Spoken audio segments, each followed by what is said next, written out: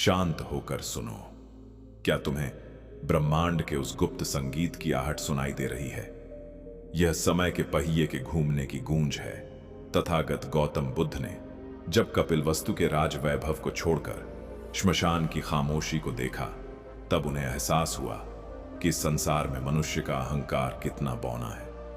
तुम चाहे आज सफलता के 7वें आसमान पर बैठे एक शक्तिशाली सम्राट हो, या दुखों के घने अंधेरे में डूबे एक लाचार इंसान, वक्त की इस धुरी पर कुछ भी स्थायी नहीं है। जो आज तुम्हें पैरों तले कुचल रहा है, कल समय का चक्र उसे मिट्टी में मिला देगा। और जो आज आंसुओं के समंदर में डूब रहा है, कल वही इतिहास लिखेगा। बुद्ध की शांत मुस्कान हमें यही चेतावनी देती है कि अपनी ताकत पर कभी घमंड मत करना और अपने बुरे वक्त में कभी हिम्मत मत हारना। यह पहिया थमता नहीं, यह अपनी गति से निरंतर घूमता है। जब इसका बुलावा आता है तो बड़े बड़े अभेद्य साम्राज्य ताश के पत्तों की तरह ढह जाते हैं और क्रूर से क्रूर अत्याचारी भी घुटनों पर आ जाते हैं। इसलिए ठहर जाओ, अपने भीतर के शोर को थाम लो और शांत होकर सुनो, क्योंकि समय का पहिया घूमता जरूर है और इसका न्याय अचूक है। शांत होकर सुनिए। समय का भ्रम और साम्राज्य का पतन, इस अनंत ब्रह्मांड के सन्नाटे को अगर तुम बहुत गहराई से सुनोगे तो तुम्हें एक निरंतर चलती हुई गूंज सुनाई देगी। यह गूंज किसी ढोल या नगाड़े की नहीं, बल्कि समय के उस अदृश्य पहिए की है जो बिना रुके, बिना थके हर पल घूम रहा है। तथागत गौतम बुद्ध ने जब सत्य की खोज में कदम बढ़ाया तो उन्होंने सबसे पहले इसी पहिए की क्रूरता और उसकी सुंदरता को देखा था। मनुष्य की सबसे बड़ी नासमझी यह है कि वह अपने आज के वैभव, अपनी आज की जवानी और अपनी आज की सत्ता को अमर मान लेता है।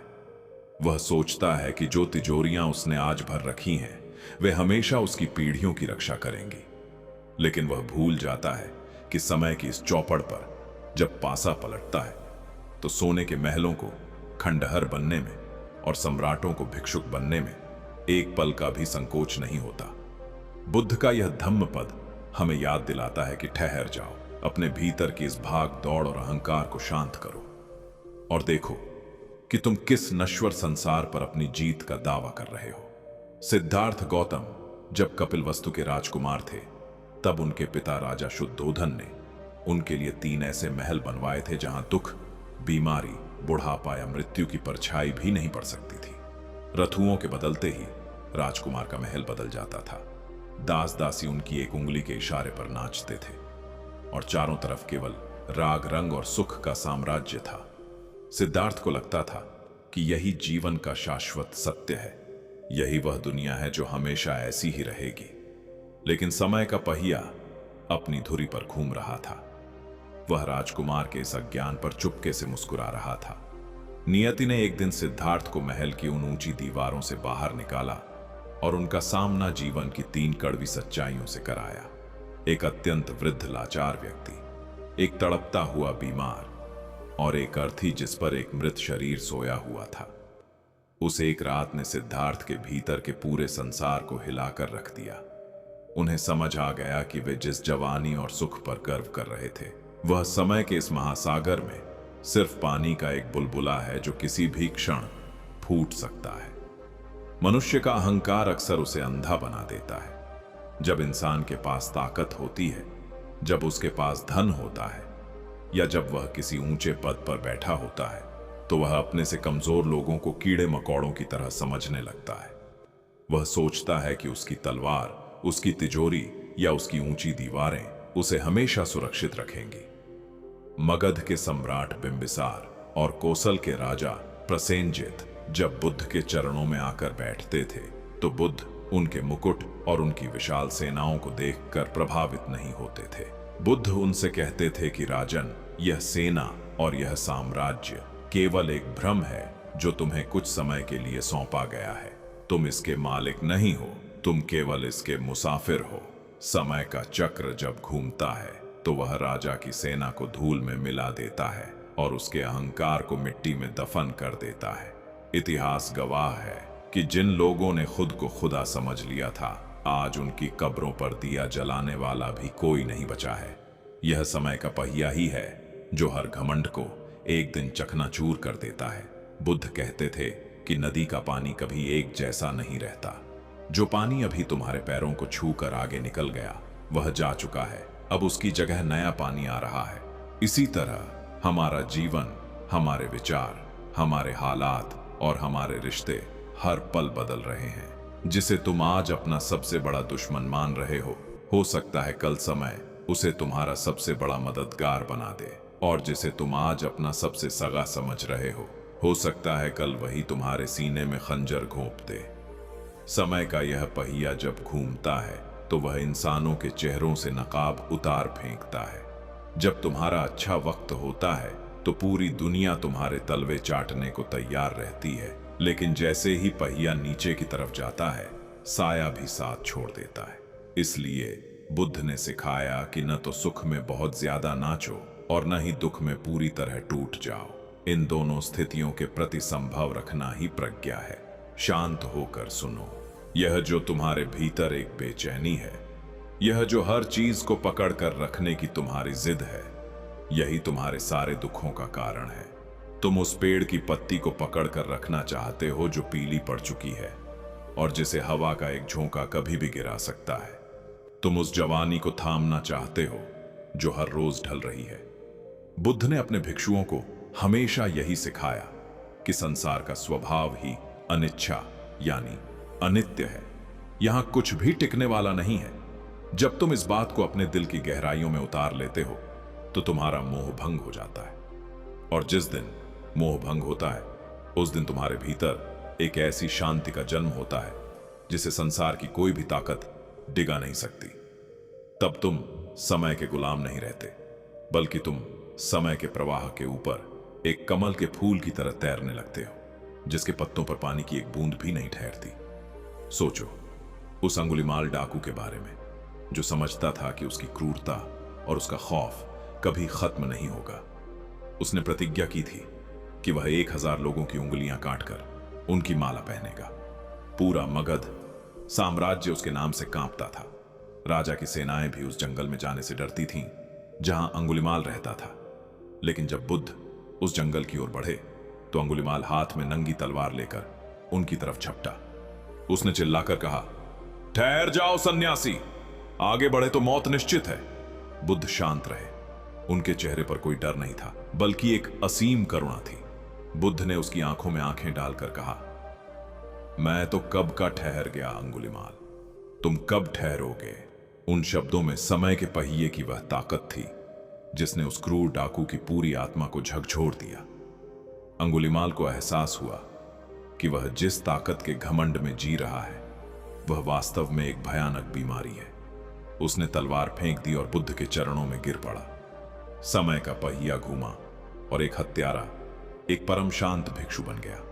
यह भाग एक हमें इसी सत्य से रूबरू कराता है कि चाहे परिस्थितियां कितनी भी कठिन क्यों ना हो, या चाहे तुम आज कितने भी ऊंचे पद पर क्यों ना बैठे हो, कभी भी यह मत भूलना कि समय का पहिया घूमता जरूर है।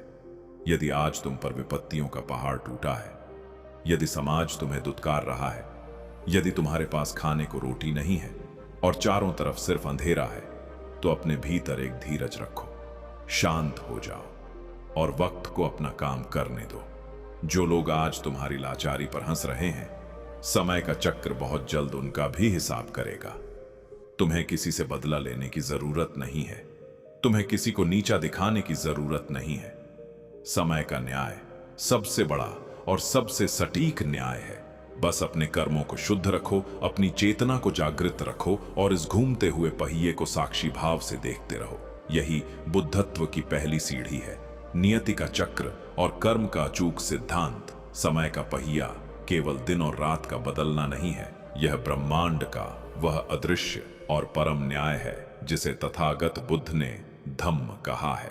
कई बार मनुष्य को लगता है कि उसने अंधेरे में कोई गलत काम किया, किसी का दिल दुखाया या किसी मासूम का हक मारा और वह बच निकला क्योंकि उसे तुरंत उसका कोई बुरा परिणाम नहीं मिला।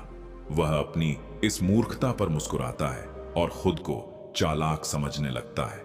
लेकिन बुद्ध कहते थे कि तुम समय की धीमी गति को उसकी कमजोरी समझने की भूल मत करो। समय का पहिया बहुत खामोशी से और बहुत धीमे घूमता है, लेकिन जब वह अपनी धुरी पर वापस आता है तो तुम्हारे किए गए एक एक कर्म का फल सूद समेत तुम्हारे सामने लाकर खड़ा कर देता है। जिस तरह बैल के पीछे पीछे गाड़ी का पहिया अनिवार्य रूप से चलता है, ठीक उसी तरह हमारे बुरे विचारों और कर्मों के पीछे पीछे दुख और पश्चाताप हमारी परछाई बनकर चले आते हैं। इस ब्रह्मांड में ऐसी कोई गुफा, कोई आसमान या कोई समंदर नहीं है जहां छिपकर तुम अपने कर्मों के हिसाब से बच सको। मनुष्य अक्सर भूल जाता है कि वह जो कुछ भी आज बो रहा है कल उसे वही काटना पड़ेगा। जब कोई व्यक्ति अपने बल बुद्धि या धन के नशे में चूर होकर दूसरों पर अत्याचार करता है तो वह वास्तव में अपने ही भविष्य के विनाश की पटकथा लिख रहा होता है। वह समझता है कि उसकी यह ऊंची गद्दी हमेशा सुरक्षित रहेगी, लेकिन समय का यह चक्र किसी की सिफारिश नहीं मानता, न ही यह किसी के आंसुओं से पिघलता है। जब इस पहिए का घुमाव नीचे की ओर होता है तो कल का अत्याचारी आज का सबसे असहाय और लाचार व्यक्ति बन जाता है। बुद्ध ने अपने शिष्यों को हमेशा सचेत किया कि कर्म का यह नियम अटल है। तुम जो ऊर्जा संसार में भेजते हो वही ऊर्जा लौटकर तुम्हारे पास आती है। यदि तुम नफरत बांट रहे हो तो समय तुम्हें नफरत के दलदल में धकेल देगा। यदि तुम धोखा दे रहे हो तो वक्त तुम्हें ऐसे चौराहे पर लाकर खड़ा कर देगा जहां तुम्हारी अपनी परछाई भी तुम पर भरोसा नहीं करेगी। लेकिन कर्म का यह पहिया सिर्फ सजा देने के लिए नहीं है, यह उन लोगों के लिए सबसे बड़ा संबल और आश्वासन है जो आज ईमानदारी और करुणा के मार्ग पर चल रहे हैं। कई बार ऐसा होता है कि एक अच्छा इंसान जीवन भर दुखों को झेलता है, लोग उसका मजाक उड़ाते हैं, उसके सीधेपन का फायदा उठाते हैं और उसे कमजोर समझते हैं। ऐसे में मन में यह सवाल उठना स्वाभाविक है कि क्या अच्छाई का कोई मूल्य नहीं है। बुद्ध इस शंका को बहुत गहराई से शांत करते हैं। वे कहते हैं कि धीरज रखो, जब तक कोई सत्कर्म पूरी तरह पक नहीं जाता तब तक उसका फल दिखाई नहीं देता। जैसे एक बीज को मिट्टी में दबना पड़ता है, अंधेरे में सड़ना पड़ता है, तब जाकर उसमें से एक विशाल और फलदार वृक्ष निकलता है। ठीक उसी तरह तुम्हारे द्वारा किए गए निस्वार्थ कर्म, तुम्हारे द्वारा सहे गए आंसू और तुम्हारा धैर्य समय की कोख में सुरक्षित है। जब पहिया घूमेगा तो यही सब तुम्हारे जीवन में सुख, शांति और परम संतोष बनकर बरसेगा। बुद्ध के जीवन काल की एक घटना इस सत्य को पूरी तरह स्पष्ट करती है। एक बार एक ईर्ष्यालु व्यक्ति बुद्ध के पास आया और उन्हें अपशब्द कहने लगा। उसने उनके वंश, उनके सन्यास और उनके चरित्र पर कीचड़ उछाला। बुद्ध शांत बैठे रहे, जैसे उन्होंने कुछ सुना ही ना हो। जब वह व्यक्ति थक गया तो बुद्ध ने उससे पूछा, भले आदमी, यदि तुम किसी को कोई उपहार दो और वह व्यक्ति उस उपहार को स्वीकार न करे तो वह उपहार किसके पास रहेगा? उस व्यक्ति ने झुंझलाकर कहा, जाहिर है वह उपहार मेरे पास ही रहेगा। बुद्ध मुस्कुराए और बोले, ठीक इसी तरह तुमने जो गालियां और नफरत मुझे दी, मैंने उसे स्वीकार ही नहीं किया। अब सोचो, समय का पहिया इस नफरत का फल किससे देगा? वह व्यक्ति सन्न रह गया। उसे समझ आ गया कि उसने बुद्ध का कुछ नहीं बिगाड़ा, बल्कि अपने ही कर्मों के खाते में एक भयानक जहर घोल लिया है। शांत होकर सुनो, यह भाग तुम्हें चीख चीख कर यह संदेश दे रहा है कि तुम्हें किसी से बदला लेने की, किसी को नीचा दिखाने की या किसी के पतन की योजना बनाने की कोई आवश्यकता नहीं है। जो तुम्हें चोट पहुंचा रहे हैं वे अनजाने में समय के पहिए के सामने अपने पैर रख रहे हैं। समय उनका इलाज अपने तरीके से करेगा। तुम्हारा काम सिर्फ इतना है कि तुम अपने चित्त को शुद्ध रखो, अपने भीतर की कड़वाहट को मत बढ़ने दो, क्योंकि यदि तुमने भी बदले की भावना में आकर गलत रास्ता चुना तो तुम भी उसी कर्म चक्र के भंवर में फंस जाओगे।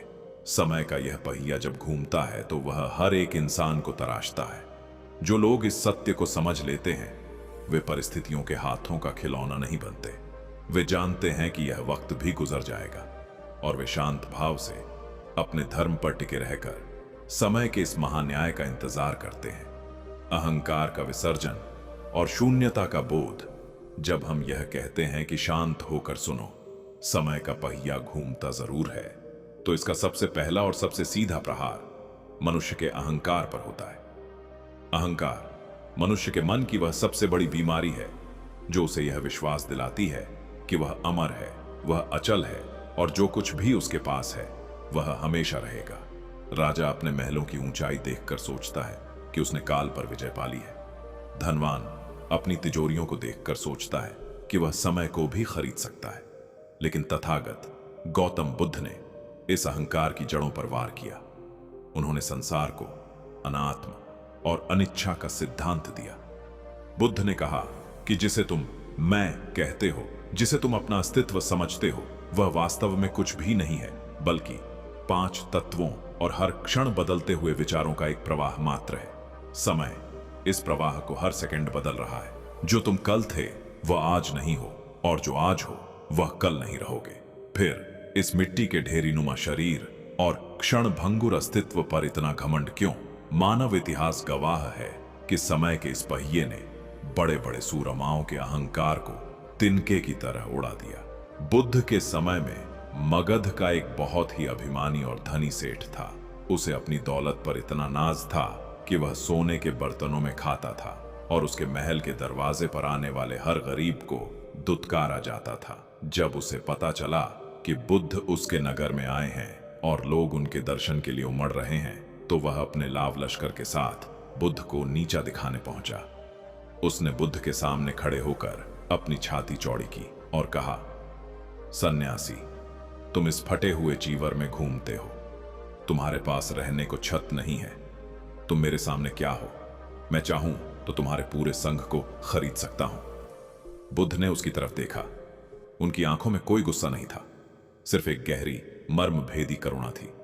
बुद्ध ने कहा, राजन, तुम जिस धन के नशे में चूर हो वह कल किसी और का था, आज तुम्हारा है और कल किसी और का हो जाएगा। जिस समय के रथ पर बैठकर तुम मुझ पर हंस रहे हो, वही समय चुपके से तुम्हारी सांसों की रस्सी को छोटा कर रहा है। जब मौत तुम्हारे सिर पर नाचेगी, तब तुम्हारी यह दौलत तुम्हें एक सांस की भी मोहलत नहीं दिला पाएगी। तुम खाली हाथ आए थे और खाली हाथ ही जाओगे। बुद्ध के इन शब्दों ने उस सेठ के भीतर के भ्रम को छिन्न भिन्न कर दिया। उसे पहली बार एहसास हुआ कि समय के पहिए के सामने वह कितना नग्न और असहाय है। वह तुरंत बुद्ध के चरणों में गिर पड़ा और रोते हुए अपने अहंकार का विसर्जन कर दिया। अहंकार का यह विसर्जन ही मनुष्य को वास्तविक स्वतंत्रता की ओर ले जाता है। जब तक आप किसी पद, प्रतिष्ठा, रूप या धन से बंधे रहते हैं, आप वास्तव में समय के गुलाम होते हैं। आपके भीतर हमेशा एक अनजाना डर बना रहता है कि कहीं यह सब आपसे छिन न जाए। यह डर ही आपको रातों को सोने नहीं देता, यही आपको दूसरों के प्रति क्रूर बनाता है। लेकिन जब आप यह जान लेते हैं कि समय के इस रंगमंच पर सब कुछ केवल कुछ पलों के लिए मिला है, तो आपके भीतर का वह डर हमेशा के लिए गायब हो जाता है। बुद्ध ने अपने भिक्षुओं के लिए भिक्षा पात्र और फटे हुए कपड़ों का नियम इसीलिए बनाया था ताकि वे रोज इस परम सत्य का सामना कर सकें कि इस संसार में उनका अपना कहने को कुछ भी नहीं है। जब आपके पास खोने के लिए कुछ बचता ही नहीं, तो समय का चक्र आपको डरा नहीं सकता। आप समय की लहरों के नीचे दबने के बजाय उसके ऊपर तैरने लगते हैं। इसी अवस्था को बुद्ध ने शून्यता का बोध कहा है, जहां मनुष्य मैं के जाल से मुक्त होकर परम शांति यानी निर्वाण के मार्ग पर कदम बढ़ाता है। शांत होकर सुनो, यह जो तुम्हारे भीतर एक लगातार चीखता हुआ अहंकार है, जो हर बात पर आहत हो जाता है, जो हर अपमान का बदला लेना चाहता है, उसे थोड़ी देर के लिए शांत करो। जब तुम शांत होते हो, तभी तुम्हें दिखाई देता है कि संसार की हर वस्तु विनाशशील है।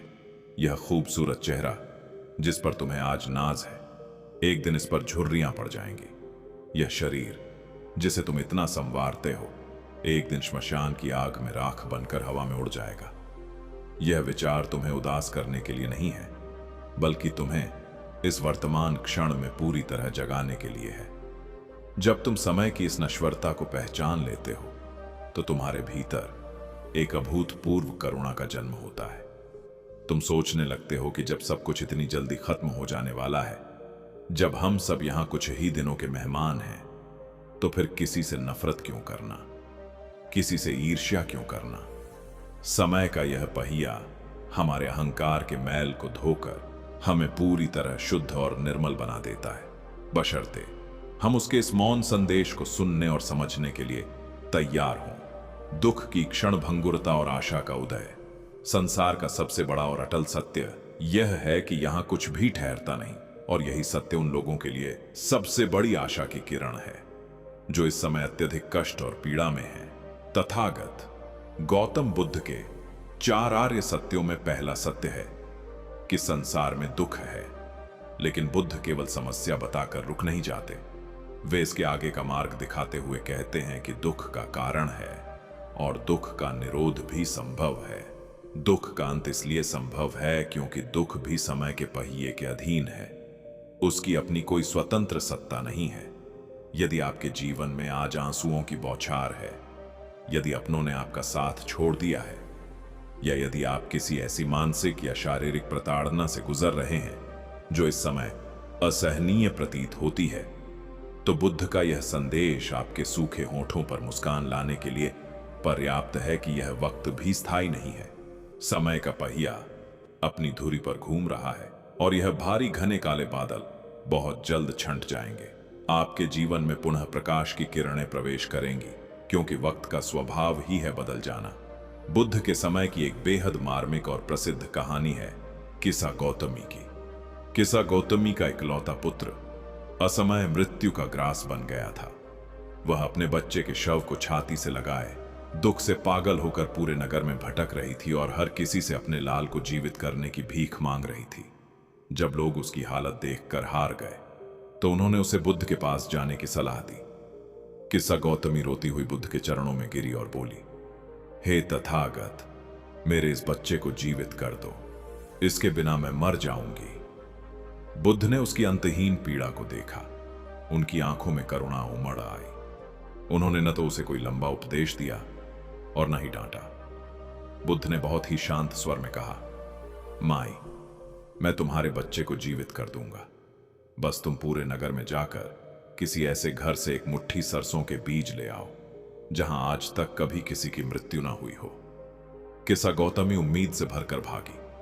वह एक घर गई, दूसरे घर गई, तीसरे घर गई, लेकिन उसे ऐसा एक भी घर नहीं मिला जहां किसी ने अपने पिता, माता, भाई, बहन या बच्चे को न खोया हो। शाम को जब वह खाली हाथ बुद्ध के पास लौटी तो उसका रोना बंद हो चुका था। उसे बोध हो गया था कि मृत्यु और दुख जीवन के अनिवार्य हिस्से हैं और समय का यह पहिया हर इंसान को इस दौर से गुजारता है।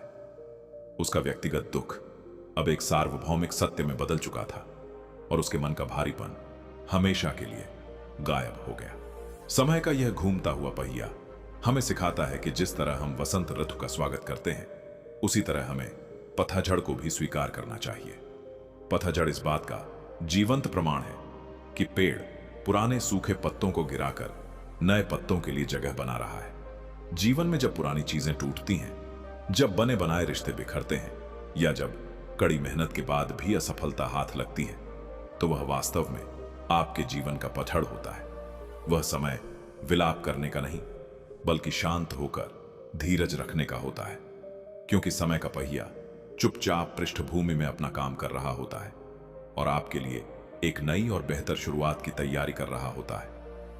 बुद्ध ने कभी यह नहीं कहा कि तुम अपनी समस्याओं से भागो, डर कर छिप जाओ या जिंदगी से हार मान लो। उन्होंने कहा कि समस्याओं को उनके वास्तविक रूप में देखो।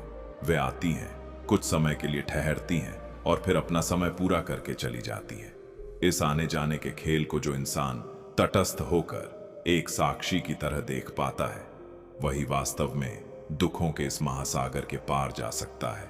शांत होकर सुनो। जब भी तुम्हारे जीवन में घोर निराशा के क्षण आए, जब तुम्हें लगे कि अब आगे कोई रास्ता नहीं बचा है, तो अपने हाथ को अपने दिल पर रखो और महसूस करो कि समय की हर एक धड़कन के साथ तुम्हारा वह कठिन समय पीछे छूटता जा रहा है। तुम हर एक सेकंड उस मुसीबत से दूर होते जा रहे हो जिसने तुम्हें आज घेर रखा है। समय एक ऐसा महान मरहम लगाने वाला है जो वक्त के साथ सबसे गहरे और जानलेवा घावों को भी भर देता है। बुद्ध का यह दर्शन हमें सिखाता है कि हम परिस्थितियों के गुलाम नहीं हैं, परिस्थितियां हमारी गुलाम हैं। परिस्थितियां बदलेंगी क्योंकि उनका स्वभाव ही बदलना है। लेकिन हमारा एकमात्र कर्तव्य यह है कि हम इस अंधकार के बीच भी अपने भीतर की लौ को बुझने न दें। आशा का यह उदय किसी काल्पनिक सुख या झूठे दिलासे पर आधारित नहीं है, बल्कि समय के इस अटल और शाश्वत नियम पर आधारित है कि परिवर्तन ही इस संसार का एकमात्र नियम है और हर रात के बाद सुबह का होना तय है। तथागत की चेतावनी, अति और संतुलन का मार्ग, समय के इस निरंतर घूमते पहिए के बीच मनुष्य का जीवन कैसे सुरक्षित और शांत रहे, इसके लिए तथागत बुद्ध ने संसार को मध्यम पटिपदा यानी मध्यम मार्ग का अमर सिद्धांत दिया। बुद्ध ने स्वयं अपने जीवन में दोनों अतियों को बहुत गहराई से देखा और भोगा था। एक तरफ सिद्धार्थ के रूप में उनका वह अतीत था जहां अत्यधिक विलास, राजसी ठाट बाट और भोग का जीवन था, जहां समय केवल मनोरंजन और वासनाओं की तृप्ति में बीतता था। दूसरी तरफ सत्य की खोज में उन्होंने 6 वर्षों तक जंगलों में ऐसी घोर तपस्या की जहां उनका शरीर केवल हड्डियों का ढांचा बनकर रह गया था। सांसें रुकने की कगार पर थीं और मृत्यु अत्यंत निकट थी। इन दोनों अनुभवों के बाद बुद्ध ने पाया कि दोनों ही मार्ग अतिवादी हैं और सत्य तक कभी नहीं ले जाते। समय का पहिया उन लोगों को भी कुचल देता है जो केवल भोग में डूबे हैं, और उन्हें भी जो केवल खुद को कष्ट देने में लगे हैं। वास्तविक प्रज्ञा तब जागती है जब मनुष्य इन दोनों के बीच के संतुलन को खोज लेता है। जैसे वीणा के तारों को यदि बहुत ज्यादा कस दिया जाए तो वे टूट जाते हैं, और यदि बिल्कुल ढीला छोड़ दिया जाए तो उनसे कोई संगीत नहीं निकलता। जीवन की वीणा को भी समय के अनुसार ठीक से ट्यून करना पड़ता है। समय का पहिया हमें बहुत गंभीर चेतावनी देता है कि जो व्यक्ति समय रहते इस संतुलन को नहीं सीखता, वह वक्त की इस तेज धारा में तिनके की तरह बह जाता है। मनुष्य की सबसे बड़ी कमजोरी यह है कि वह या तो अतीत की यादों में खोया रहता है, उन बातों पर पछताता रहता है और रोता रहता है जिन्हें अब किसी भी कीमत पर बदला नहीं जा सकता, या फिर वह भविष्य की अनगिनत चिंताओं, कल्पनाओं और योजनाओं में इस कदर डूबा रहता है कि उसका वर्तमान पल पल हाथ से फिसलता जाता है। बुद्ध कहते थे कि तुम्हारा अतीत मृत हो चुका है और भविष्य ने अभी जन्म नहीं लिया है। तुम्हारे पास यदि वास्तव में कुछ है तो केवल यह वर्तमान क्षण है। समय का पूरा पहिया इसी एक छोटे से वर्तमान क्षण की धुरी पर घूमता है। यदि तुम इस क्षण को पूरी सजगता से जी रहे हो तो तुम समय के रथ पर सवार हो, लेकिन यदि तुम अतीत के पछतावे या भविष्य के डर में अटके हो तो तुम इस पहिए के नीचे आकर कुचल जाओगे, जिसका परिणाम केवल अवसाद, चिंता और मानसिक बीमारियां हैं। बुद्ध की यह चेतावनी उन सभी लोगों के लिए एक बहुत बड़ा झटका है जो हमेशा यह सोचते हैं कि वे कल सुधर जाएंगे, कल से ध्यान करेंगे या कल से अच्छे कर्म करना शुरू करेंगे। बुद्ध धम्मपद में बहुत कड़े शब्दों में कहते हैं कि आज ही वह काम करो जो किया जाना चाहिए। कौन जानता है कल मृत्यु आ जाए। समय कभी किसी के रुतबे या उसकी अधूरी इच्छाओं को देखकर अपनी गति नहीं रोकता। जब इस पहिए का बुलावा आता है तो वह यह नहीं देखता कि आपकी कितनी जिम्मेदारी अभी बाकी है। इसलिए प्रमाद यानी आलस्य और टाल मटोल को बुद्ध ने मनुष्य का सबसे बड़ा शत्रु माना है। जो व्यक्ति आलस्य में अपना समय गंवाता है वह वास्तव में अपने जीवन की सबसे कीमती संपदा को कौड़ियों के भाव बेच रहा होता है। सजगता, जागरूकता और हर क्षण में अप्रमाद ही वे गुण हैं जो हमें समय के इन क्रूर थपेड़ों से बचाते हैं और हमें इस योग्य बनाते हैं कि हम समय के पहिए को अपने आध्यात्मिक और मानसिक विकास का साधन बना सके। शांत होकर सुनो, संतुलन का यह मार्ग तुम्हें यह नहीं कहता कि तुम अपनी गृहस्थी छोड़ दो, दुकान बंद कर दो या पहाड़ों पर भाग जाओ। यह मार्ग तुम्हें सिखाता है कि तुम इस संसार में रहो, अपनी हर जिम्मेदारी को पूरी शिद्दत से निभाओ, लेकिन इस तरह जैसे कमल का फूल कीचड़ और पानी के बीच रहता है। कमल पानी के भीतर ही जन्म लेता है, वहीं पलता है, लेकिन वह पानी की सतह से ऊपर उठा रहता है और पानी की एक भी बूंद उसके पत्तों पर ठहर नहीं पाती। इसी तरह समय के इस बदलते संसार में रहते हुए भी तुम्हें अपने चित्त को इस तरह ऊपर उठाना है कि समय के सुख दुख, लाभ हानि, तारीफ या बदनामी तुम्हें भीतर से हिला न सके। जब तुम इस मध्यम मार्ग को पकड़ लेते हो तो समय का यह पहिया तुम्हारे लिए कोई खौफ या डर पैदा नहीं करता, बल्कि वह एक सुंदर यात्रा बन जाता है जिसमें हर बीतता हुआ क्षण तुम्हें एक नया अनुभव, एक नया बोध और एक नई आंतरिक जागृति देकर जाता है। आंतरिक शांति और साक्षी भाव की शक्ति। जब चारों तरफ समय का पहिया पूरी रफ्तार से घूम रहा हो, परिस्थितियां पल पल बदल रही हों और जीवन में अनिश्चितता का तूफान उठा हो, तो एक साधारण मनुष्य के लिए शांत रहना लगभग असंभव हो जाता है। वह भी उस पहिए की गति के साथ गोल गोल घूमने लगता है, अपने जज्बातों में बह जाता है और मानसिक संतुलन खो बैठता है। इस शाश्वत समस्या का समाधान तथागत बुद्ध ने सति यानी सम्यक स्मृति और साक्षी भाव विपश्यना के रूप में दिया है। साक्षी भाव का सीधा और गहरा अर्थ है कि आप अपने जीवन के रंगमंच पर होने वाले सुख दुख के इस नाटक को केवल एक दर्शक, व्यूअर की तरह देखें, न कि उसमें इस कदर डूब जाएं कि आप भूल ही जाएं कि आप वास्तव में कौन हैं। जब आप अपने भीतर उठने वाले विचारों, अपनी भावनाओं और अपने शरीर की संवेदनाओं के प्रति बिना किसी राग द्वेष के केवल एक गवाह बन जाते हैं, तो समय की क्रूर गति आपके लिए धीमी हो जाती है। आप देखते हैं कि मन में गुस्सा आ रहा है, वह कुछ देर तूफान मचाता है और फिर शांत होकर चला जाता है। आप देखते हैं कि उदासी आ रही है, वह भी अपना समय पूरा करके विदा हो जाती है। इस तरह आप समय के प्रभाव से मुक्त होने लगते हैं। इस साक्षी भाव की जादुई शक्ति को समझने के लिए बुद्ध के जीवन की एक बेहद सुंदर और अमर घटना है। एक बार तथागत अपने शिष्यों के साथ एक गांव से गुजर रहे थे। मध्याह्न का समय था और धूप तेज थी, इसलिए रास्ते में उन्हें प्यास लगी। बुद्ध ने अपने प्रिय शिष्य आनंद से कहा, आनंद, पीछे हम एक छोटा सा झरना छोड़ आए हैं, जाओ और वहां से मेरे लिए थोड़ा पीने का पानी ले आओ। आनंद जब उस झरने पर पहुंचे तो उन्होंने देखा कि अभी कुछ ही पल पहले वहां से कुछ जंगली बैलगाड़ियां गुजरी थीं, जिसके कारण झरने का सारा पानी मटमैला, गंदा और मिट्टी से भर गया था। पानी पीने योग्य बिल्कुल नहीं था। आनंद खाली हाथ लौट आए और बुद्ध से बोले, तथागत, उस झरने का पानी बहुत गंदा है। अगर आप कहें तो मैं कुछ मील आगे जाकर किसी बड़ी नदी से स्वच्छ जल ले आऊं। बुद्ध मंद मंद मुस्कुराए और बहुत ही शांत स्वर में बोले, नहीं आनंद, तुम उसी झरने पर वापस जाओ और थोड़ी देर वहीं शांत बैठकर प्रतीक्षा करो। आनंद असमंजस में थे, लेकिन बुद्ध की आज्ञा मानकर वे दोबारा वहां गए। इस बार जब आनंद वहां पहुंचे तो वे हैरान रह गए।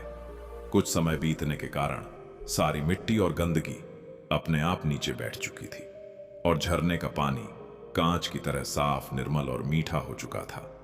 बुद्ध ने आनंद को समझाया कि हमारे मन की स्थिति और समय का चक्र भी बिल्कुल ऐसा ही है।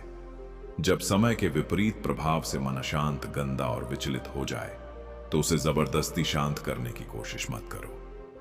बस थोड़े समय के लिए साक्षी होकर, मौन होकर बैठ जाओ। समय खुद ब खुद उस मैल को नीचे बैठा देगा और तुम्हारी आंतरिक स्पष्टता वापस आ जाएगी। यही वह महान रहस्य है जिसे शांत होकर सुनो की गहराई में छुपाया गया है। जब हम अशांत होते हैं तो हम केवल प्रतिक्रिया, रिएक्शन करते हैं, जो हमें कर्म के बंधन में और गहरे फंसा देती है। लेकिन जब समय का पहिया हमारे विपरीत घूम रहा हो तो सबसे बुद्धिमानी भरा काम यह है कि हम भीतर से पूरी तरह मौन हो जाएं और अपने उस केंद्र में लौट आएं जो कभी नहीं बदलता।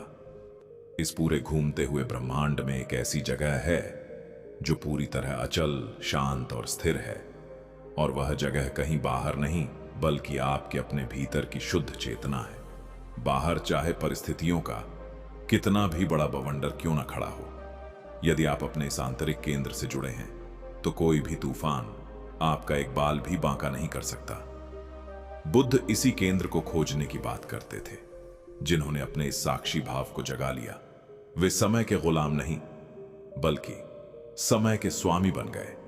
फिर समय उन्हें अपनी उंगलियों पर नहीं नचाता, बल्कि वे समय के चक्र का उपयोग पूरे संसार के कल्याण के लिए करते हैं। साक्षी भाव हमें यह भी सिखाता है कि हम दूसरों के बुरे व्यवहार, अपमान और नफरत से पूरी तरह अप्रभावित रहें। यदि कोई व्यक्ति आज आपका अपमान कर रहा है या आपको नीचा दिखाने की कोशिश कर रहा है, तो वह वास्तव में आपके साथ कुछ नहीं कर रहा, बल्कि वह केवल अपने भीतर के अज्ञान और समय के चक्र को जी रहा है। आपको उसके उस गंदे खेल में शामिल होने की कोई आवश्यकता नहीं है। बुद्ध को जब लोग राह चलते गालियां देते थे तो वे शांत खड़े रहते थे और कहते थे कि तुमने जो गालियां मुझे दी, मैंने उन्हें स्वीकार ही नहीं किया, इसलिए वे तुम्हारे पास ही रह गई। यह अजेय शक्ति तभी संभव है जब आपके भीतर समय और स्थिति को देखने की गहरी प्रज्ञा हो। जब आप समझ जाते हैं कि सामने वाला व्यक्ति भी समय के पहिए के नीचे दबा हुआ एक पीड़ित जीव है, तो आपके भीतर उसके प्रति गुस्से के बजाय एक अगाध करुणा का जन्म होता है। यही वह आंतरिक रूपांतरण है जो मनुष्य को पशुता के धरातल से ऊपर उठाकर सीधे बुद्धत्व के शिखर पर स्थापित कर देता है। करुणा का चक्र, समय का परम उपहार, समय का पहिया जब घूमता है और हमें जीवन के खट्टे मीठे अनुभवों, आंसुओं और संघर्षों के द्वार से गुजारता है, तो उसका अंतिम और सबसे पवित्र लक्ष्य हमारे भीतर करुणा, कंपैशन के दीप को जगाना होता है। तथागत बुद्ध के दर्शन में प्रज्ञा यानी ज्ञान और करुणा एक ही पक्षी के दो पंख हैं। यदि तुम्हारे पास केवल यह ज्ञान है कि संसार नश्वर है और समय सबको मिटा देगा, तो तुम शुष्क, उदासीन और संवेदनहीन हो सकते हो। लेकिन जब उस ज्ञान के साथ करुणा जुड़ती है, तो तुम संसार के दुखों को देखकर तड़प उठते हो और उन्हें दूर करने के लिए सक्रिय हो जाते हो। बुद्ध ने जब ज्ञान प्राप्त किया और यह देखा कि हर एक प्राणी समय के इस निर्दयी चक्र में पिस रहा है, कोई बीमारी से बेहाल है, कोई बुढ़ापे से जर्जर है, तो कोई अपने प्रियजनों के बिछड़ने के गम में तड़प रहा है, तो उनके भीतर एक अगाध करुणा का सागर उमड़ पड़ा। उन्होंने ज्ञान पाने के बाद अपना पूरा जीवन घने जंगलों में अकेले आंखें बंद करके आनंद लेने में नहीं बिताया, बल्कि वे लगातार 40 वर्षों तक जलते हुए रास्तों पर गांव-गांव और नगर-नगर पैदल चलते रहे, ताकि तड़पती हुई मानवता को इस चक्र से मुक्त होने का मार्ग दिखा सके। करुणा का यह चक्र समय का वह सबसे अनमोल उपहार है जो केवल कठिन परिस्थितियों की भट्टी में तपने के बाद ही मिलता है। जब आप स्वयं जीवन के सबसे क्रूर दुखों से गुजरते हैं, जब समय का पहिया आपको नीचे ले जाकर कुचलता है, तब आपके भीतर दूसरों के दर्द के प्रति एक गहरी संवेदनशीलता का जन्म होता है। आप समझने लगते हैं कि एक भूखा, एक हारा हुआ या एक रोता हुआ इंसान किस मानसिक नरक से गुजर रहा होगा। बुद्ध ने सिखाया कि अपनी इस करुणा और प्रेम को केवल अपने परिवार, अपनी जाति या अपने देश तक सीमित मत रखो।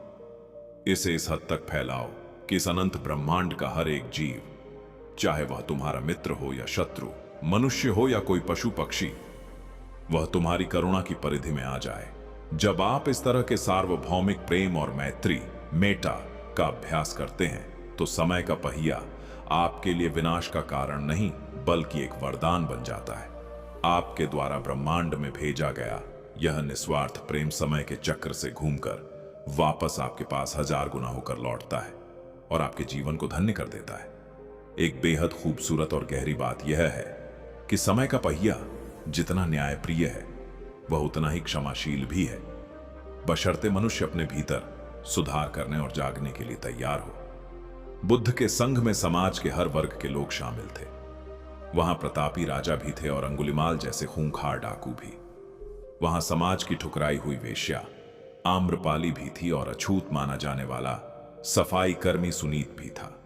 समय के पहिए ने उन सभी को उनके अतीत के काले पन्नों और भयानक पापों के बंधनों से मुक्त होने का एक समान अवसर दिया। बुद्ध ने कभी किसी व्यक्ति के अतीत के पापों के आधार पर उसका मूल्यांकन नहीं किया। वे जानते थे कि पिछला क्षण बीत चुका है, समय आगे बढ़ चुका है और इस नए क्षण में जो व्यक्ति उनके सामने पूरी निष्ठा से खड़ा है, वह एक नया जीवन जीने का हकदार है। यह सत्य हमें सिखाता है कि हमें भी दूसरों को और सबसे पहले खुद को क्षमा करना सीखना चाहिए। अतीत में जो गलतियां हुई वे उस समय के अज्ञान के कारण थी। आज जब समय का पहिया आगे बढ़ चुका है, तो उन पुरानी जंजीरों और आत्मग्लानि के बोझ को ढोने की कोई आवश्यकता नहीं है। शांत होकर सुनो, करुणा का यह मार्ग ही इस अशांत और स्वार्थी संसार का वास्तविक रक्षक है। आज जब हम चारों तरफ नफरत, ईर्ष्या, प्रतिशोध और हिंसा का खूनी खेल देखते हैं, तो हमें तथागत के उस शाश्वत और सनातन नियम को याद करने की सबसे ज्यादा जरूरत होती है जो उन्होंने धम्मपद में कहा था, नहीं वैरे न वैराणी सम्मंतीध कुदाचनम अवैरेंच सम्मंती एस धम्मो सनंतनो। अर्थात इस संसार में नफरत से नफरत कभी खत्म नहीं होती। नफरत को केवल प्रेम और करुणा से ही शांत किया जा सकता है। यही शाश्वत नियम है। समय का पहिया चाहे कितना भी क्रूर और भयानक क्यों न दिखाई दे, यदि हम उसके जवाब में अपने भीतर से करुणा, दया और क्षमा का पहिया घुमाना शुरू कर दें, तो हम न केवल अपने भाग्य को बदल सकते हैं बल्कि इस पूरी मानवता की दिशा को मोड़ सकते हैं। बुद्ध का यह संदेश कोई काल्पनिक विचार नहीं है, बल्कि समय की कसौटी पर परखा हुआ वह अचूक रास्ता है जो इंसान को नफरत के दलदल से निकालकर परम आनंद के आकाश में ले जाता है। महापरिनिर्वाण, समय के पार जाने की महायात्रा, समय के पहिए की इस महाकथा का अंतिम अध्याय हमें संसार के उस परम बिंदु पर ले जाता है जहां समय की सुइयां थम जाती हैं, जहां भूत, भविष्य और वर्तमान का कोई भेद नहीं रह जाता, जिसे तथागत बुद्ध ने महापरिनिर्वाण कहा है। 80 वर्ष की आयु में जब बुद्ध का भौतिक शरीर पूरी तरह जर्जर हो चुका था, बीमारियां उसे घेर चुकी थी और वे कुशीनगर के शाल वन में 2 विशाल वृक्षों के बीच अपनी अंतिम शैया पर लेटे हुए थे, तब भी उनके मुखमंडल पर वही चिरपरिचित असीम और शांत मुस्कान तैर रही थी। उनके चारों तरफ भिक्षुओं का हुजूम था और उनके सबसे प्रिय शिष्य आनंद फूट फूट कर रो रहे थे। आनंद के आंसू रुक नहीं रहे थे। वे विलाप कर रहे थे कि हे तथागत, आपके जाने के बाद हमारा मार्गदर्शन कौन करेगा? इस संसार का सबसे बड़ा प्रकाश स्तंभ बुझने जा रहा है। अब हम चारों तरफ फैले इस अज्ञान के अंधेरे से कैसे लड़ेंगे? तब बुद्ध ने अपनी करुणा से भरी आंखें खोली और रोते हुए आनंद की तरफ देखकर अपने जीवन के वे अंतिम वचन कहे जो आज भी हर जागते हुए इंसान के भीतर गूंजते हैं। अपदीपो भव, अर्थात आनंद, रोना बंद करो और अपने दीपक स्वयं बनो। तथागत बुद्ध ने अपने अंतिम क्षणों में आनंद को समझाते हुए कहा कि आनंद, क्या मैंने तुम्हें पहले ही दिन से यह नहीं सिखाया था कि इस दृश्य जगत में जो कुछ भी उत्पन्न हुआ है, जिसका भी कोई आकार है, उसका विनाश होना पूरी तरह निश्चित है। यह पंच तत्वों से बना शरीर समय के पहिए के अधीन था। इसका बूढ़ा होना और नष्ट हो जाना प्रकृति का अटल नियम है। इस पर शोक करना व्यर्थ है। लेकिन याद रखो, आनंद, जो धम्म, जो सत्य, जो प्रज्ञा मैंने तुम्हें दी है, वह कभी नहीं मर सकती। यदि तुम मेरी मूर्तियों या मेरे शरीर को पकड़कर बैठोगे तो तुम मुझे कभी नहीं पाओगे। लेकिन जिस दिन तुम अपने भीतर जागोगे, अपने चित्त को शुद्ध करोगे और सत्य के मार्ग पर चलोगे, उस दिन तुम मुझे अपने भीतर पाओगे। मेरी मृत्यु कोई अंत नहीं है, बल्कि यह समय के इस खेल से मेरी अंतिम और पूर्ण मुक्ति है। बुद्ध का यह महापरिनिर्वाण इस बात का साक्षात प्रमाण था कि एक बुद्ध पुरुष समय के चक्र को पूरी तरह से जीत चुका होता है। मृत्यु उनके लिए कोई डर या अंत नहीं थी, बल्कि वह इस संसार के बंधनों पर उनकी अंतिम विजय थी। उन्होंने पुनर्जन्म के उस अनंत और दर्दनाक चक्र को हमेशा के लिए तोड़ दिया था, जो मनुष्य की अधूरी वासनाओं, तृष्णाओं और अज्ञान के कारण उसे बार बार इस धरती पर खींच लाता है। जब मनुष्य के भीतर की सभी इच्छाएं पूरी तरह शांत हो जाती हैं, जब मैं, मेरा और अहंकार का अंतिम कण भी मिट जाता है, तो समय का यह पहिया पूरी तरह बेअसर हो जाता है। वह आपको फिर से दुखों के भंवर में नहीं खींच सकता। आप उस असीम, अनंत और शाश्वत चैतन्य तत्व में लीन हो जाते हैं जिसे संसार की कोई भाषा बयां नहीं कर सकती, जिसे केवल और केवल निर्वाण के मौन में अनुभव किया जा सकता है। शांत होकर सुनने की यह पूरी यात्रा, जिसकी शुरुआत जहां समय के पहिए के डर, दुखों और अनिश्चितता से हुई थी, उसका अंत समय से पूर्ण और अंतिम मुक्ति पर होता है। बुद्ध की यह महास्क्रिप्ट हमें यह याद दिलाने के लिए है कि हम केवल हार्ड मांस के बने इस पुतले नहीं हैं जो समय की एक मार से मिट्टी में मिल जाएंगे। हमारे भीतर एक ऐसा अमर, अजन्मा और अविनाशी चेतना का दीप जल रहा है जो इस समय के पहिए से भी पुराना है, और जब यह ब्रह्मांड नहीं रहेगा तब भी रहेगा। जरूरत केवल इस बात की है कि हम अपने गहरे प्रमाद और आलस्य से जागें, टाल मटोल की आदत को छोड़ें और इसी क्षण से अपने भीतर के दिए को जलाना शुरू करें। समय का पहिया निरंतर घूम रहा है। वह हर एक टिक टिक के साथ हमारी सांसों को कम कर रहा है। वह हमें हर पल पुकार रहा है, हमें चेतावनी दे रहा है और हमें सुधरने का आखिरी मौका दे रहा है। जो इंसान इस बहते हुए वक्त के बीच शांत होकर इस पुकार को सुन लेता है, वह धन्य हो जाता है। तथागत गौतम बुद्ध ने सत्य के जिस पहिए को गति दी थी, जिसे धर्मचक्र प्रवर्तन कहा जाता है, वह पहिया 2500 साल बाद आज भी घूम रहा है। उनकी शिक्षाएं, उनका मौन और उनकी करुणा आज भी उतनी ही जीवंत, उतनी ही ताजा और उतनी ही प्रासंगिक है। इसलिए जब भी तुम्हारा जीवन परिस्थितियों के थपेड़ों से डगमगाने लगे, जब भी तुम्हारा मन अशांत और घमंड से भरने लगे, तो कुछ पलों के लिए आंखें बंद करो, अपनी आती जाती सांसों की गति को देखो और तथागत के उस गहरे मौन को अपने भीतर उतरने दो जो समय की हर सुई से परे है। शांत होकर सुनो। समय का पहिया घूमता जरूर है, लेकिन जो इस पहिए के साक्षी बन जाते हैं, वे समय के पार चले जाते हैं और बुद्धत्व को प्राप्त करते हैं। यही शाश्वत सत्य है, यही जीवन का अंतिम गंतव्य है। भवतु सब मंगलम, सभी का मंगल हो। कालचक्र का महासमापन, शून्य से अनंत की ओर समय के पहिए की इस अनंत यात्रा के अंत में, जब हम सभी 9 अध्यायों को पार कर चुके हैं, तब एक अंतिम और शाश्वत सत्य हमारे सामने प्रकट होता है। तथागत बुद्ध ने जिस मार्ग को दिखाया, वह केवल दुखों से बचने का मार्ग नहीं था, बल्कि वह समय की इस पूरी मायावी बुनावट को समझकर इससे हमेशा के लिए मुक्त हो जाने का मार्ग था। मनुष्य सदियों से समय को अपना सबसे बड़ा शत्रु मानता आया है, क्योंकि समय उसकी खुशियां छीन लेता है, उसकी जवानी को ढाल देता है और अंत में उसे मृत्यु के मुख में धकेल देता है। लेकिन बुद्ध की प्रज्ञा हमें एक अलग ही दृष्टिकोण देती है। बुद्ध कहते हैं कि समय तुम्हारा शत्रु नहीं, बल्कि तुम्हारा सबसे बड़ा गुरु है। यह समय का पहिया ही है जो तुम्हें बार बार चोट पहुंचाकर यह याद दिलाता है कि इस संसार में कुछ भी पकड़ कर रखने लायक नहीं है। यह तुम्हें सिखाता है कि जिस धन, पद और अहंकार को तुम अपनी छाती से लगाए बैठे हो, वह सब मिट्टी है। जब तुम समय के इस थपेड़े को एक अभिशाप के बजाय एक गहरे पाठ के रूप में स्वीकार कर लेते हो, तो तुम्हारे भीतर का पूरा रूपांतरण हो जाता है। तब तुम समय से लड़ना बंद कर देते हो और उसके साथ एक गहरे तालमेल में आ जाते हो।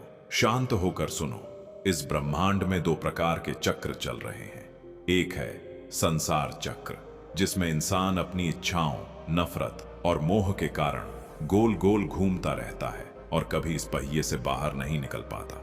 दूसरा है धम्म चक्र, जिसे बुद्ध ने गति दी थी, जो मनुष्य को सजगता, करुणा और साक्षी भाव की ओर ले जाता है। अब यह पूरी तरह से तुम्हारे हाथ में है कि तुम किस पहिए पर सवार होना चाहते हो। यदि तुम आज भी अतीत की कड़वाहट को पकड़कर बैठे हो, यदि आज भी तुम दूसरों से बदला लेने की आग में जल रहे हो, तो तुम खुद को उसी पुराने दर्दनाक संसार चक्र में बांध रहे हो, जहां सिर्फ आंसू और तड़प है। लेकिन यदि तुम इस क्षण में जागने को तैयार हो, यदि तुम अपने भीतर बहती हुई हर सांस के प्रति जागरूक हो और संसार के हर जीव के लिए तुम्हारे दिल में करुणा है, तो तुमने धम्म के उस पहिए को चुन लिया है जो तुम्हें सीधे परम आनंद की ओर ले जाएगा। समय का पहिया घूमेगा, परिस्थितियां बदलेंगी, लोग बदलेंगे, मौसम बदलेंगे, लेकिन तुम्हारे भीतर का वह अखंड दिया कभी नहीं बुझेगा। इस महाकथा के समापन पर तथागत की वह शांत अभय मुद्रा हमारे अंतर्मन को छूती है। बुद्ध की आंखें आधी खुली और आधी बंद हैं। आधी आंखें बाहर के बदलते हुए संसार को देख रही हैं और आधी आंखें भीतर के उस अचल अनंत साम्राज्य को देख रही हैं, जहां समय का कोई अस्तित्व नहीं है। यही वह स्थिति है जिसे हर मनुष्य को अपने जीवन में प्राप्त करना है। तुम्हें संसार को छोड़कर कहीं भागने की जरूरत नहीं है। तुम्हें बस अपने भीतर एक ऐसा कोना तैयार करना है जहां पूरी तरह सन्नाटा हो, जहां कोई विचार ना हो, जहां सिर्फ शून्यता हो। जब तुम उस शून्यता को छू लेते हो, तो तुम समय के पहिए के दायरे से बाहर निकल जाते हो। फिर तुम चाहे जीवन के किसी भी चौराहे पर खड़े हो, चाहे तुम्हें सफलता मिले या विफलता, चाहे तुम्हें सम्मान मिले या अपमान, तुम पूरी तरह अचल रहोगे। तुम जान जाओगे कि यह सब समय के रंगमंच पर चलने वाले छोटे छोटे दृश्य हैं और तुम उस नाटक के केवल एक अमर दर्शक हो। अतः अब समय आ गया है कि तुम अपने भीतर के उस शोर को हमेशा के लिए शांत कर लो। अपनी आंखें बंद करो, एक गहरी और शांत सांस लो और ब्रह्मांड के इस महान्याय को अपने भीतर महसूस करो। कभी भी अपने बुरे वक्त से मत डरना, क्योंकि समय का पहिया घूम रहा है और यह अंधेरी रात बहुत जल्द बीतने वाली है।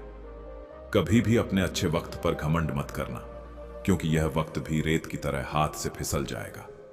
अपने कर्मों को पवित्र रखो, अपने दिल को करुणा से भरो और इस जीवन की यात्रा को पूरी सजगता से जियो। तथागत गौतम बुद्ध का यह शाश्वत संदेश तुम्हारे भीतर हमेशा एक प्रकाश बनकर जलता रहे। शांत होकर सुनो, समय का पहिया घूमता जरूर है, लेकिन जो जाग जाते हैं वे इस घूमते हुए पहिए के बीच भी अमर शांति और निर्वाण को प्राप्त होते हैं। नमो बुद्धाय, बुद्धम शरणम गच्छामि। मेरे भाई, मेरे दोस्त, आज समय के इस महाकाव्य और तथागत गौतम बुद्ध के इस परम सत्य को सुनने के बाद तुम इस स्क्रीन को बंद करके अपनी उसी पुरानी भाग दौड़ भरी दुनिया में वापस लौट जाओगे। लेकिन रुकिए, जाने से पहले बस एक सेकंड के लिए ठहर जाइए। अपनी आंखें बंद कीजिए और अपने सीने पर हाथ रखकर उस धड़कन को महसूस कीजिए जो इस वक्त चल रही है। यह धड़कन कुछ और नहीं बल्कि आपके जीवन की रेत है जो समय की घड़ी से लगातार नीचे गिर रही है। आज आपने जो कुछ भी सुना वह केवल इतिहास की कोई पुरानी कहानी या किताबों में लिखा कोई सूखा दर्शन नहीं है। यह आपके आज की, आपके अभी की हकीकत है। समय का पहिया अपनी पूरी रफ्तार से घूम रहा है। वह आपके इस शरीर को, आपके इन मकानों को, आपकी इन डिग्रियों को और आपके इस भारी भरकम अहंकार को हर पल मिट्टी की ओर धकेल रहा है। लेकिन बुद्ध का यह धम्म हमें डराने के लिए नहीं बल्कि हमें इस गहरे अज्ञान की नींद से जगाने के लिए है। यह आउट्रो आपके लिए एक पुकार है, एक शंखनाद है कि अब बहुत हो चुका अतीत के उन मरे हुए पन्नों पर रोना जो कभी वापस नहीं आ सकते। बहुत हो चुका भविष्य के उस अनजाने डर में घुट घुट कर जीना जो अभी तक जन्मा ही नहीं है। आपके पास जो कुछ भी है वह सिर्फ और सिर्फ यह वर्तमान क्षण है। इसी क्षण में अपनी जिंदगी को पूरी शिद्दत, पूरी ईमानदारी और पूरी करुणा के साथ जीना शुरू कीजिए। अगर आज आपका वक्त बुरा है, चारों तरफ से मुसीबतों ने आपको घेर रखा है, अपनों ने पीठ दिखा दी है और जेब खाली है, तो इस आउट्रो को अपने दिल में छुपा कर रख लीजिए। धीरज रखिए, अपने भीतर की कड़वाहट को मत बढ़ने दीजिए, क्योंकि समय का यह पहिया बहुत जल्द घूमेगा और आपका भी सवेरा होगा। और अगर आज आप सफलता के शिखर पर बैठे हैं, बुद्धा शरणम गच्छामि,